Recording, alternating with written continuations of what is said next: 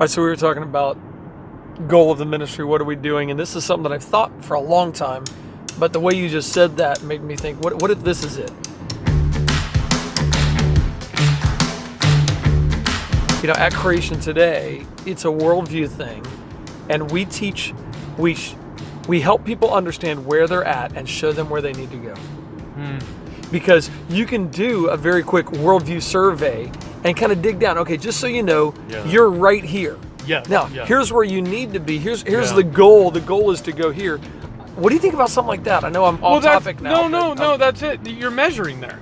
You're assessing. You're going, where are you? And I feel like whether it's a youth ministry paradigm or a pastor of a church, when I talk with pastors, Eric, I survey them. I ask them, of the core people in your church, how many of them are, I don't say have a biblical worldview, but I say how many are equipped to give an answer.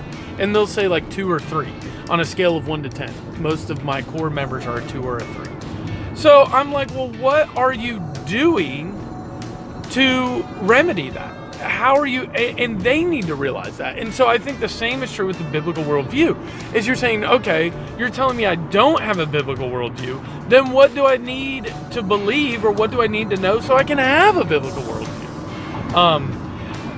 It's also a tough one, because how do you define biblical worldview? Yeah, who's making up the quiz that says this is a biblical worldview? Is it the Catholics? Is it the Pope that gets to make that up? Is it the Pope? I think the Pope. We're going with the Pope. Pope John Paul, number 2. I'm going with Johnny Pope. Johnny Pope. Okay. Johnny the Pope. Yeah. So interesting stuff. So when it comes to biblical worldview, what do you think are? Well, to me, a biblical worldview is just viewing the world through the lens of Scripture. That to me is a biblical worldview.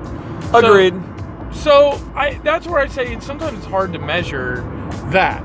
And I think what they're measuring is what do you know about the Bible? But I don't know. Do you know about that, what they measured? Like how did they determine whether or not a person had a biblical worldview? I'd have to look at the research again, but they asked specific questions about the Bible to find out, for example, is there absolute right and wrong? Or is truth relative? Because relativism so saturates our culture today, most kids today are being brought up with this, and they're like, I don't know, maybe there's not. And relativism is a worldview. It is. It's a way of viewing the world. So they may claim, a much higher percentage will claim Christianity, a much lower percentage actually have the mindset of Christianity, the worldview of Christianity.